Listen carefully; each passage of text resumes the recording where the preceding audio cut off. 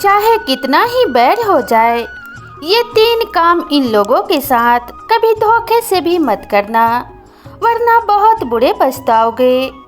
दोस्तों, ये 3 काम कौन से हैं? चलिए इस मार्मिक कहानी के माध्यम से जानते हैं। कहा जाता है कि भाई से कभी बेईमानी नहीं करनी चाहिए। भाई से बेईमानी करके धन खाने वालों को ईश्वर कौन सा दंड देते हैं और किस प्रकार से उन्हें सजा भुगतनी पड़ती है, इस मार्मिक कहानी के माध्यम से जानेंगे। यह कहानी बहुत ही शिक्षाप्रद होने वाली है, तो आप सभी मित्रों से निवेदन है कि इस कहानी का एक एक शब्द बड़े ही ध्यान से सुनना। तो चलिए कहानी में आगे बढ़ते हैं। किसी नगर में एक किसान रहता था। किसान के 2 बेटे थे और दोनों ही बेटे युवा हो चुके थे। किसान का जो बड़ा बेटा था वह बहुत ही चंट चतुर चालाक था और वहीं किसान का छोटा बेटा बहुत ही सीधा साधा और भोला भाला था। किसान को हमेशा अपने छोटे बेटे की चिंता लगी रहती थी। किसान हमेशा सोचता था कि पता नहीं मेरे बेटे की जिंदगी कैसे व्यतीत होगी, बहुत ही सीधा साधा है। वहीं बड़े बेटे को लेकर किसान संतुष्ट रहता था।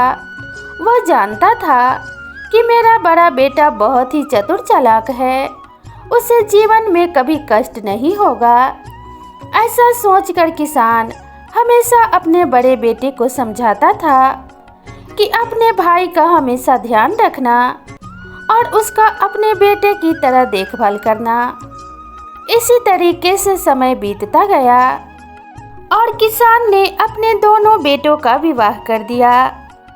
दोनों बेटों की जब बहू घर में आ गई तो किसान को थोड़ी तसल्ली हुई कि चलो अब घर संभालने के लिए 2 बहुएं आ गई हैं। दोनों बेटे और दोनों बहुएं जब मिलकर रहेंगी तो हमेशा परिवार में सुख शांति और तरक्की बना रहेगा। ऐसा सोचकर किसान खुश रहने लगा।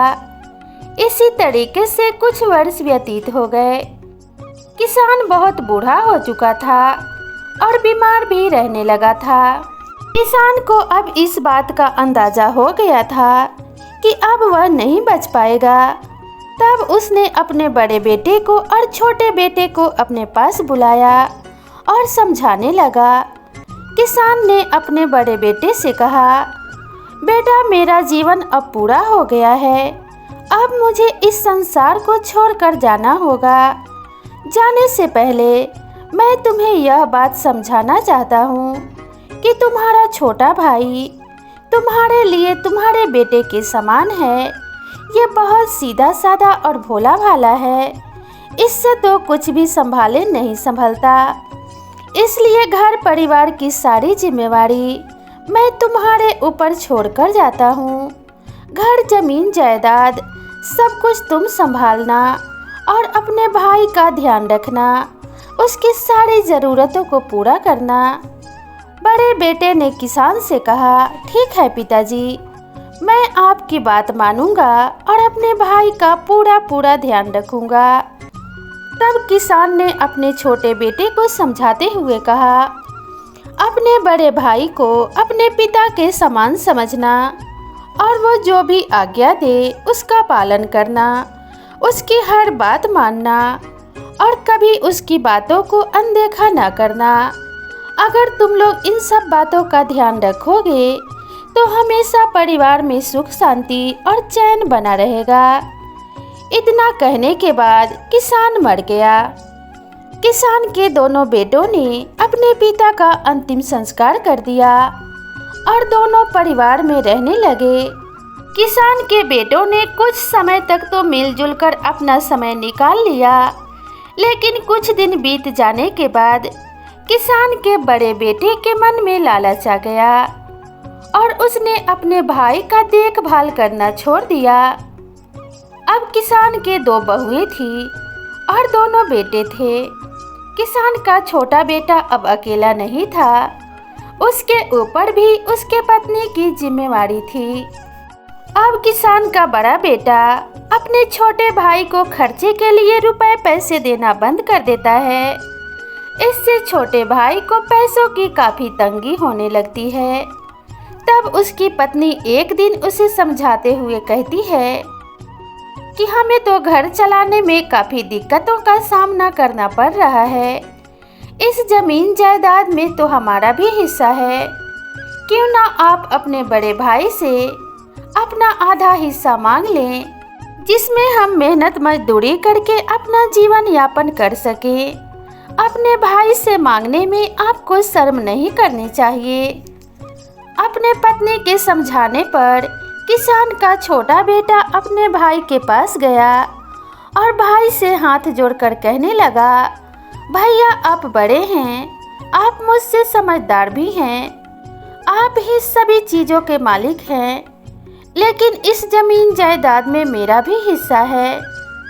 अब मुझे घर परिवार को चलाने में काफ़ी दिक्कतों का सामना करना पड़ रहा है। इसलिए मैं आपसे विनती करता हूँ कि आप मुझे ज़मीन का आधा हिस्सा दे दीजिए, ताकि उसमें मेहनत मजदूरी करके मैं अपना जीवन यापन कर सकूं। अपने छोटे भाई की बात सुनकर किसान का बड़ा बेटा चिल्लाते हुए बोला, कैसा हिस्सा?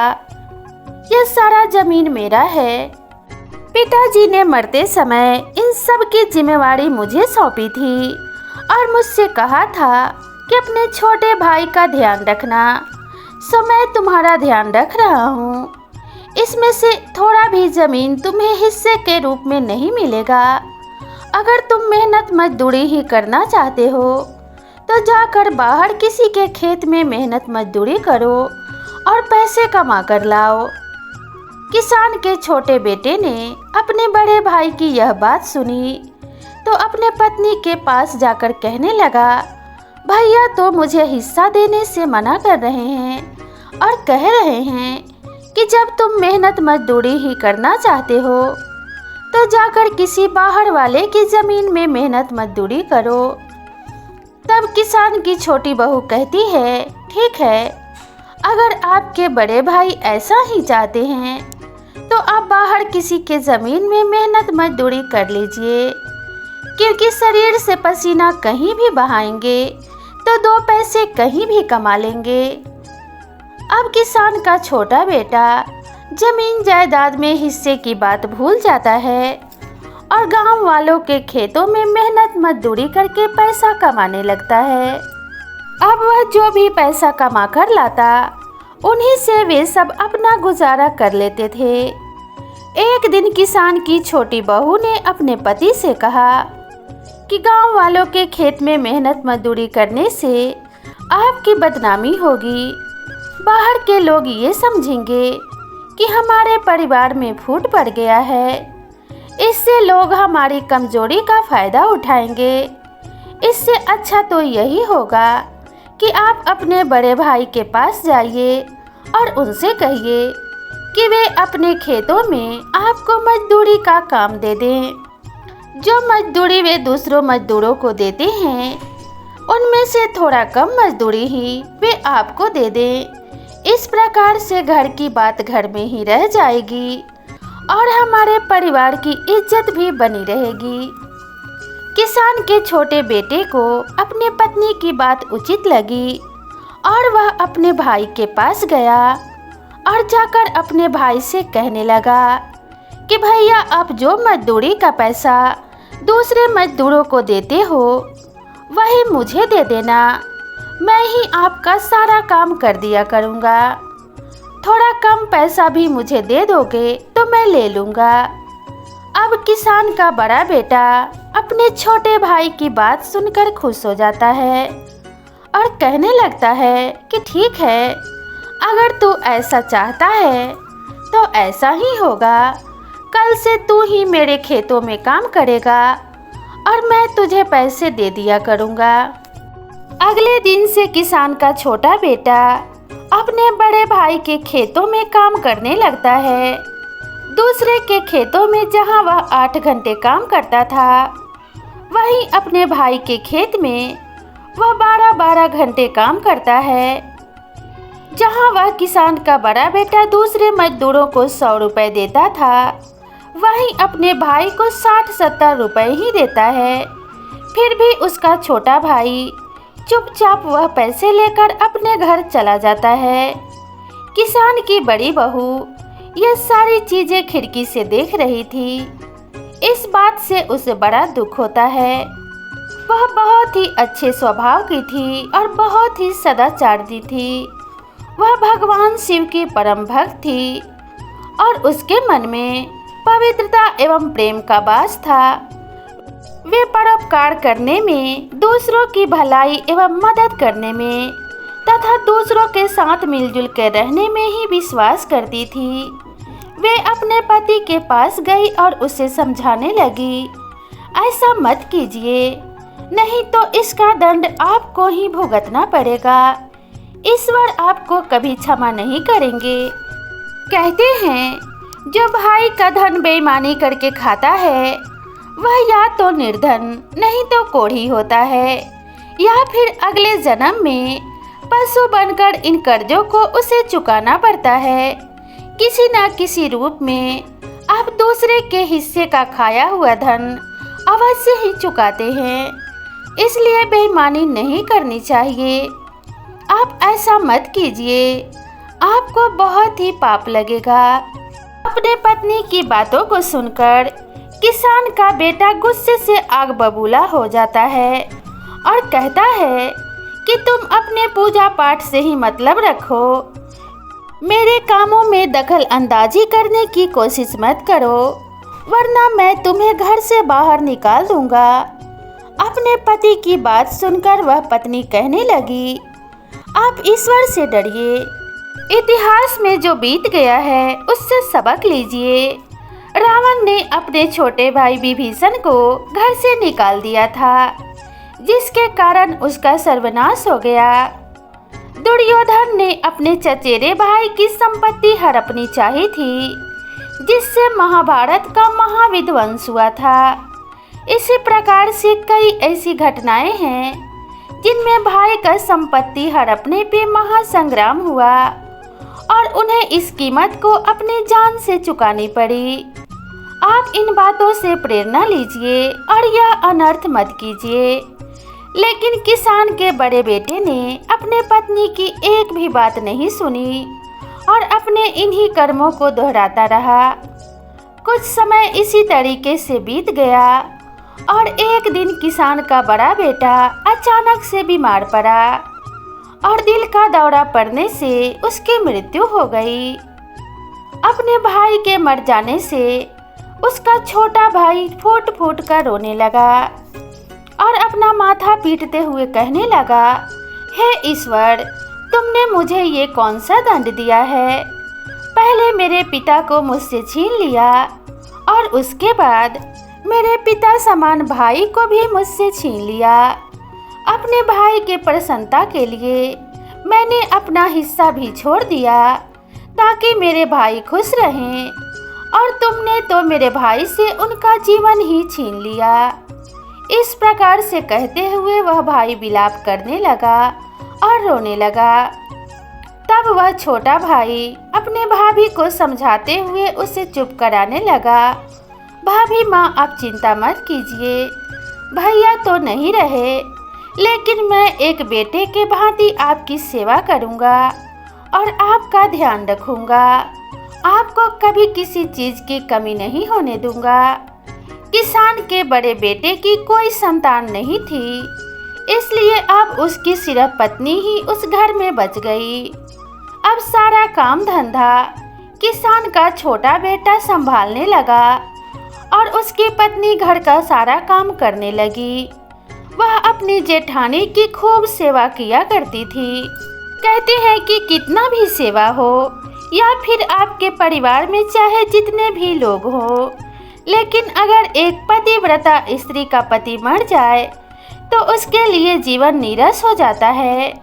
ठीक इसी प्रकार से जो किसान की बड़ी बहू थी अपने पति के याद में घुट घुट कर जीने लगी और एक दिन बीमार पड़ने के कारण उसकी भी मौत हो गई। अब किसान के जो बड़ा बेटा था और जो बड़ी बहू थी वे दोनों इस दुनिया को छोड़कर जा चुके थे। किसान के बड़े बेटे की कोई संतान भी नहीं थी, जिसके कारण बंटवारा होता। इसलिए अब सारी संपत्ति किसान के छोटे बेटे की हो गई थी। उसके 2 बच्चे थे, एक लड़का और एक लड़की। अब किसान का छोटा बेटा अपने पत्नी और अपने बच्चों के साथ रहने लगा। इसी तरीके से 12-15 वर्ष व्यतीत हो गए। अब किसान का छोटा बेटा भी बूढ़ा होने लगा था। खेती के कामकाज के लिए उसे एक दिन ऐसा लगा कि मुझे बैल खरीद कर लाना चाहिए। एक स्वस्थ और हष्ट-पुष्ट बैल के तलाश में वह गांव-गांव घूमने लगा और देखने लगा कि कहाँ कोई अच्छा बैल मिल जाए तो मैं उसे खरीद कर खेती के काम के लिए लाऊं। और उधर जो उसका बड़ा भाई था, मरने के बाद एक किसान के घर में बैल के रूप में जन्म ले चुका था और अब बड़ा भी हो चुका था।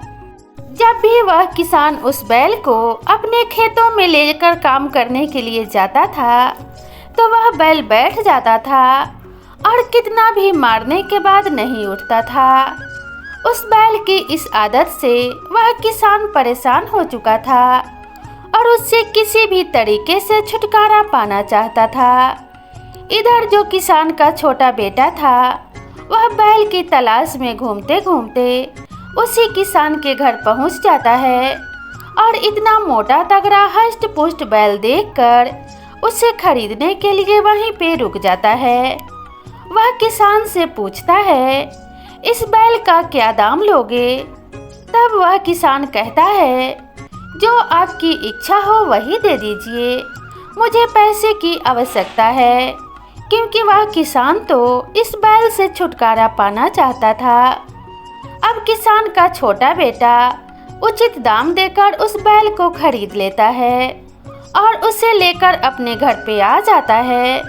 उधर जो किसान की बड़ी बहू थी, वह मरने के बाद एक राजा के घर में जन्म लेती है और वो भी अब बड़ी हो चुकी थी।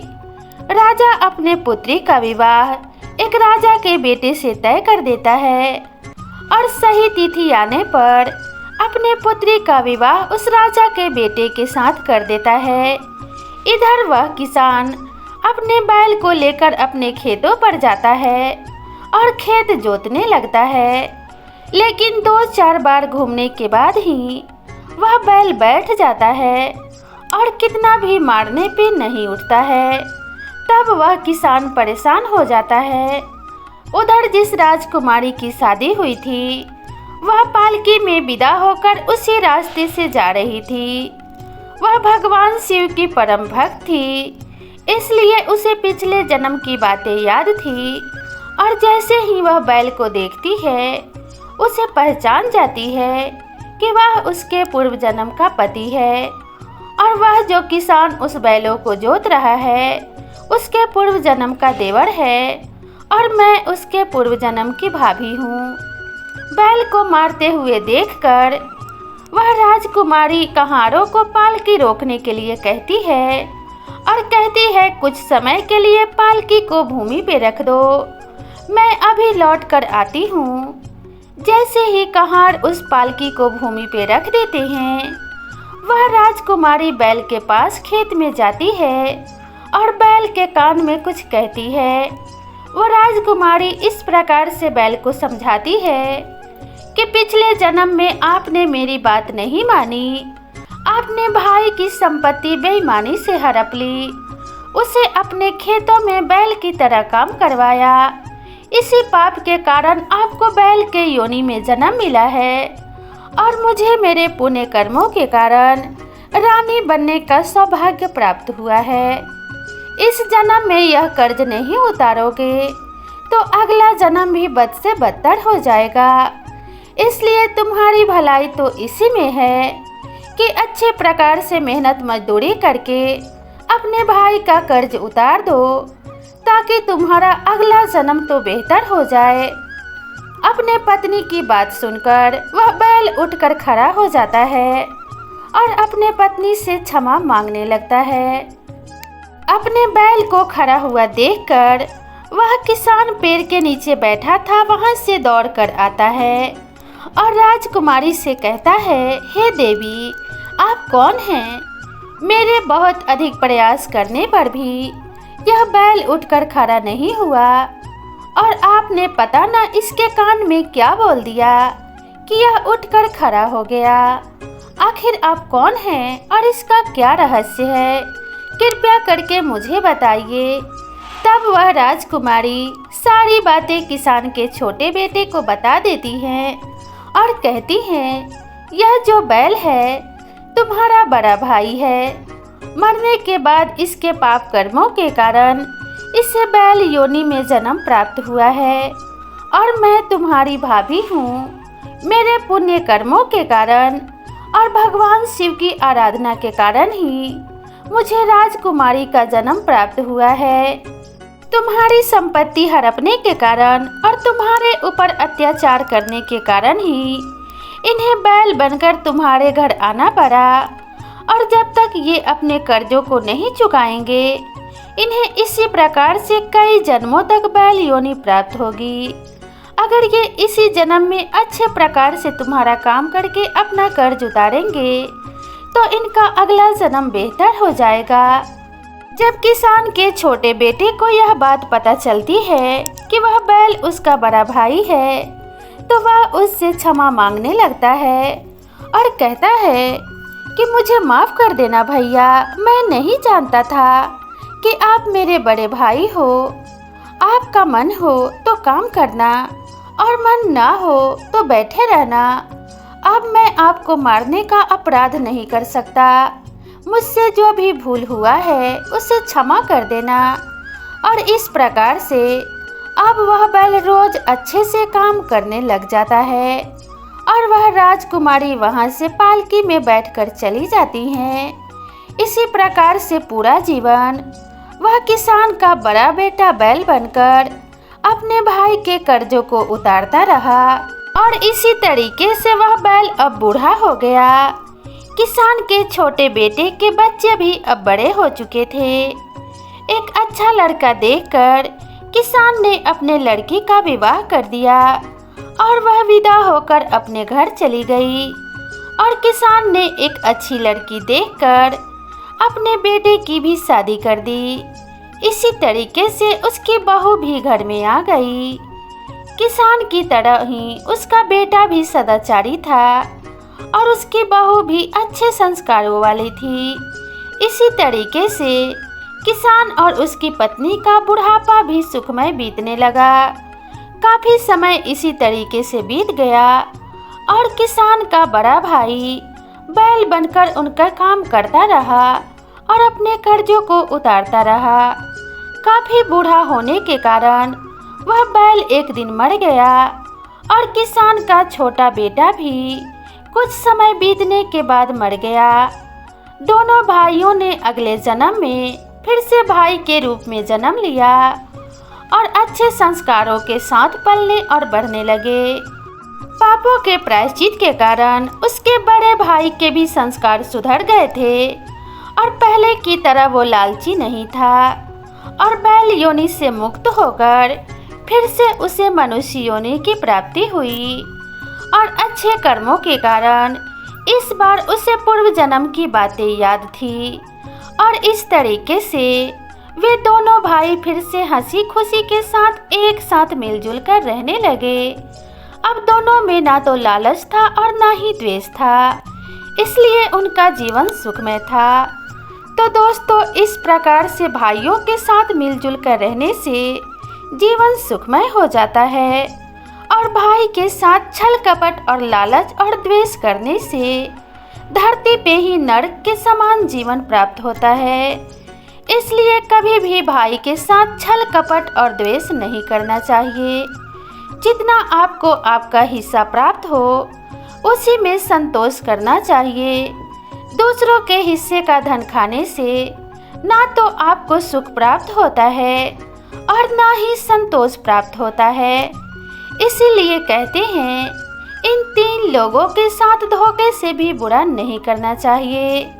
पहले नंबर पे जो अपने भाई के साथ बुरा करता है, उसके हिस्से का धन बेईमानी से खा जाता है या हड़प लेता है, उसके साथ कभी भी भला नहीं होता, क्योंकि ईश्वर उसे किसी न किसी रूप में दंड अवश्य देते हैं। इसलिए कभी भी ऐसा नहीं करना चाहिए, क्योंकि इतिहास इस बात का साक्षी है। अपने भाइयों के साथ छल कपट और द्वेष करने वाले के साथ ईश्वर ने उन्हें कैसा दंड दिया था, ठीक उसी प्रकार से अपने बहू, बेटी और बहन पे कभी कुदृष्टि नहीं रखना चाहिए और ना ही उनके साथ कभी पाप कर्म करना चाहिए। ऐसा करने वालों को भी ईश्वर अगले जन्म में सूअर या भेड़ बकरी बनाकर भेजते हैं और उन्हें भी अनेक प्रकार से कष्ट भोगने पड़ते हैं। तीसरा, जो बच्चों के साथ या वृद्धों के साथ अत्याचार करता है और उनकी सहायता नहीं करता है, जरूरतमंदों को अपने द्वार से भगा दिया करता है, किसी का मजबूरी का फायदा उठाता है, ऐसे लोगों को भी ईश्वर भयानक दंड देते हैं। किसी भी व्यक्ति को ऐसा नहीं समझना चाहिए कि कोई भी कार्य ईश्वर से छुपा हुआ है। ईश्वर तो सृष्टि के कण-कण में है, हर व्यक्ति के मन में है। इसलिए आप जब भी कोई कार्य करोगे तो ना तो किसी कण से छुपा सकते हो और ना ही अपने मन से छुपा सकते हो। इसलिए ईश्वर को सर्वशाश्वत मानकर वही कार्य करें जो धर्म अनुकूल हो। जो कार्य धर्म अनुकूल ना हो और पाप के रास्तों से ग्रसित हो, उन कार्यों का त्याग कर देना चाहिए, क्योंकि अभी तो आपको दंड नहीं मिल रहा है, लेकिन कब ईश्वर आपको किस रूप में दंड दे ये कोई नहीं जानता। तो दोस्तों, आपको ये कहानी कैसी लगी कृपया कमेंट करके ज़रूर बताएं और कहानी पसंद आई हो तो इसे अपने फ्रेंड्स और फैमिली के साथ ज़रूर शेयर करें। और अगर आप मेरे चैनल पे नए हैं तो चैनल को सब्सक्राइब ज़रूर करें। तो दोस्तों, मिलते हैं इसी तरह की नई ज्ञानवर्धक और शिक्षाप्रद कहानी के साथ। तब तक खुश रहिए, स्वस्थ रहिए, अपना और अपनों का ध्यान रखिए। नमस्कार।